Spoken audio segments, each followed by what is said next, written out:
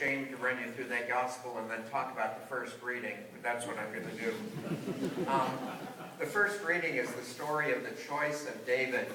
And David's father was told by the prophet Samuel that one of his sons was to be the next king of Israel. And so he brought all but one of his sons, the youngest. And if you were to watch the entire text, it's very interesting. They have put together a series of adjectives about each of the sons. And they say wonderful things about each one of them, but they don't duplicate them. So they're tall and they're handsome and they're soldiers and they go through all this sort of thing. And they get through the whole thing. And Samuel says, this isn't what God wants. He said, do you have any other sons? He starts out of offhanded, yeah. I have another one. And so he says, bring him in. And he basically, the adjective that's left is ruddy. He's ruddy, okay? And then they add handsome, which is actually added to the text later. And the fact of the matter is, David is unimpressive for many reasons. But they bring in the people who are qualified. The eldest son is qualified because he's eldest son. Another one is qualified because he's a great soldier. And they have all these things that they look at as great reasons. And so they bring them before the man. And Samuel says, that's not there. And the reason is, there are two ways of viewing the world. Actually, there are a lot of ways. But let me just take two ways. One way is a worldly way of viewing the world, and the other is a godly way of viewing the world. And it's kind of like glasses. You put them on, and you view in a certain way. An example would be Francis of Assisi. Francis of Assisi put on the lenses of God, and he viewed the world a certain way. And we all honor him. We give him all kinds of kudos. We have statues to him, churches named after him, but God help us, none of us would want to live like him. But he had the view of God of everything, and he knew what was valuable and what wasn't. What God was looking for, really, in order to make a king of Israel, is a person who was kind in taking care of animals.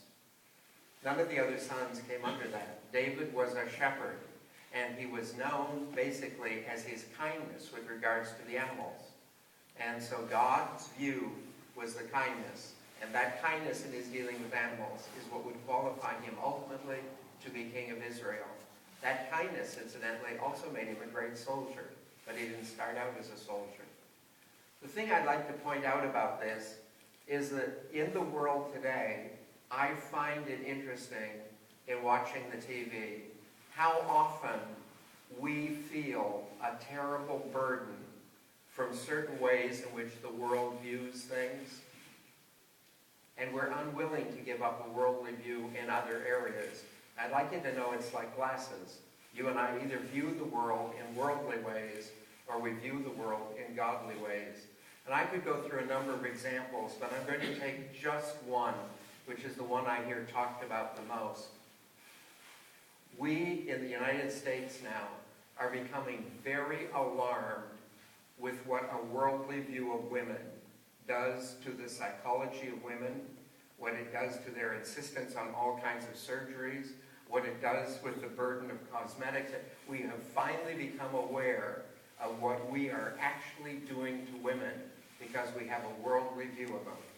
I pray to God we discover what it's doing to men shortly, before it's too late, actually.